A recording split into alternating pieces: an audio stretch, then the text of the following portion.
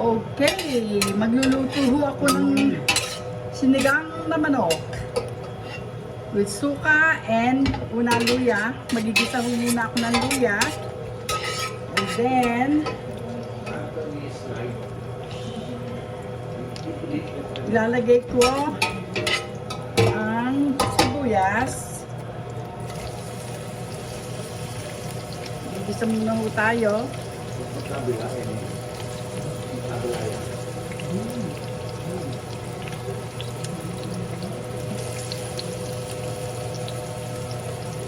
Sibuyas muna ho.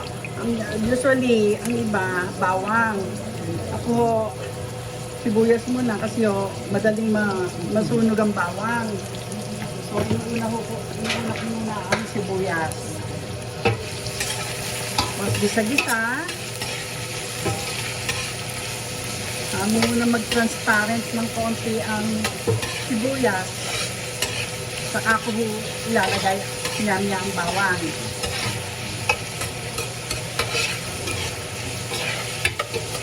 Okay.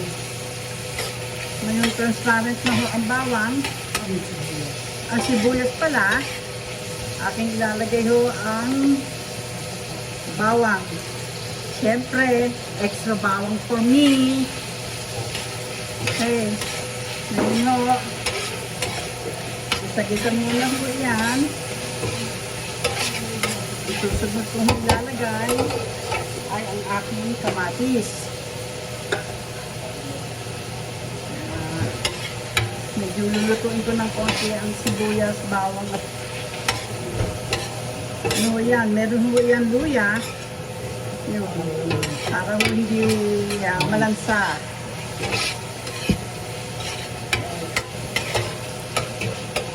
Muna hong maluto ng konti ang bawang ng sibuyas bago ko ilagay ang kamatis.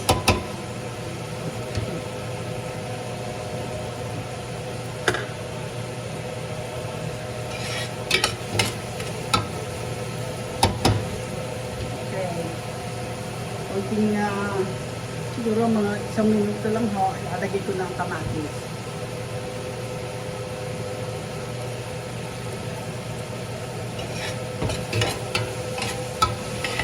Ilalagay ko na ho ang kamatis.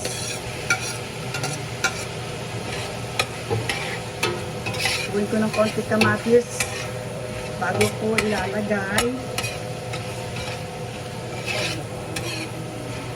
ang manok.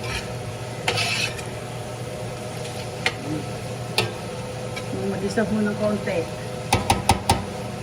Hindi muna pala manok, lalagyan muna ho ng kunting pates para masangkot siya ang manok.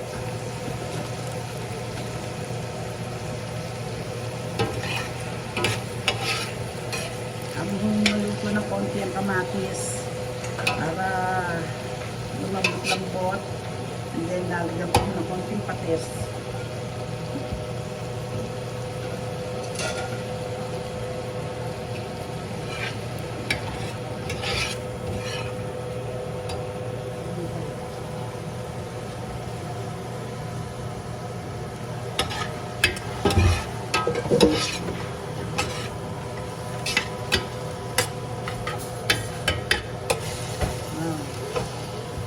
Pagka medyo malambot na ho itong kamatis, lalagyan ko po ng konting pates para paglagay ko po ng chicken, masangkot siya.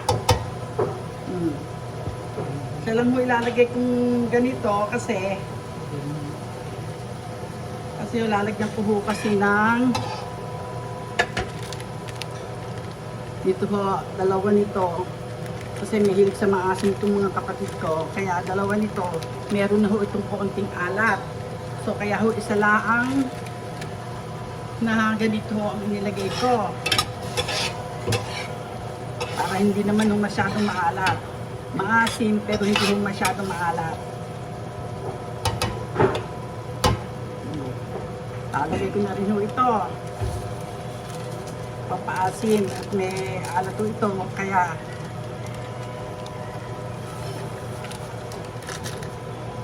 okay.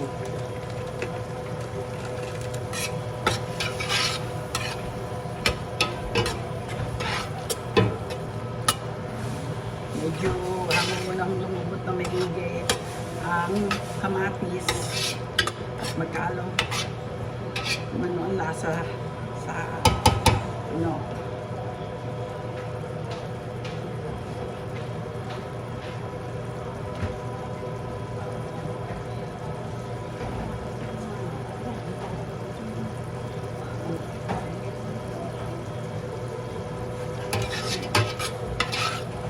Okay. Natunaw na ho yung inilagay kong ano, pampaasim. Ilalagay ko na ho itong manok. Sa buong manok ho ito, inalsan ho ng balat. Kahit ko ho gusto ng may balat, ayaw naman ho nila. Mamina, healthy eating daw sila. Ako naman ho hindi. Kahit ano ho.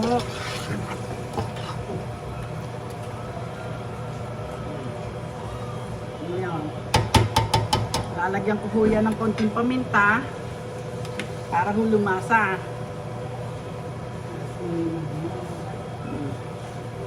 Para magkaroon ng konting kick ang chicken. Konting halo.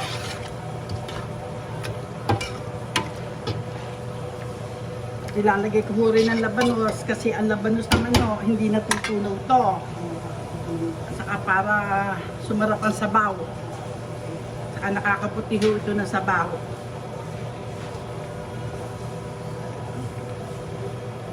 So, ano, ngayon o, tatakpan ko na ho ito hanggang sa medyo masungkot siya ng maigi ang manok.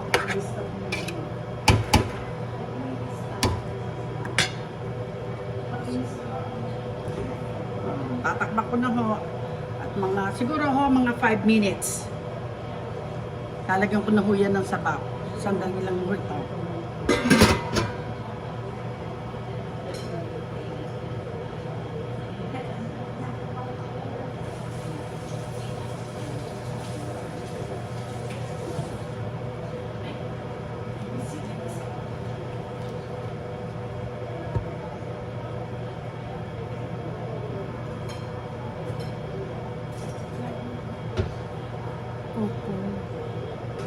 Okay. Naisang kutso na konti ho ito. At least 5 to 7 minutes. I'm going to put some water para ho sa soup. Konti lang ho. Hindi ho kami maglalagay ng ano. Para lang ho may mahigop na konti. Ito ho, may init na tubig na ho ito. Pinakuluan na ho ito. Para medyo madali yung ano, process. Okay. Tako ko lang po ulit itong sandali ito. Nasa kumulo. At tatakpan ko ulit sandali. Siguro mga 5 minutes, 5 to 10 minutes. So, para kumulo lang at maluto yung